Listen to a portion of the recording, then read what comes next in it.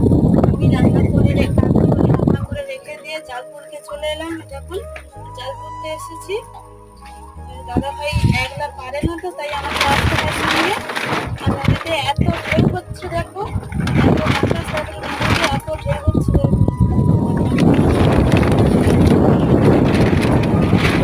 এত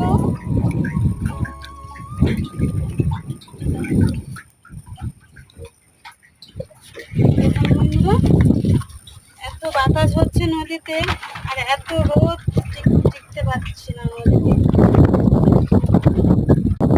আমার এই ভিডিওটা তোমাদের ভালো লাগলে লাইক সাবস্ক্রাইব করে দিও প্লিজ। নদীতে এত ঢেউ হচ্ছে, দেখুন জালটা দেখুন তুলতেই পারছিলাম না, এত ঢেউ হচ্ছে নদীতে। দেখুন সাদা হয়ে দেখুন ঢেউ হচ্ছে, এত ঢেউ হচ্ছে।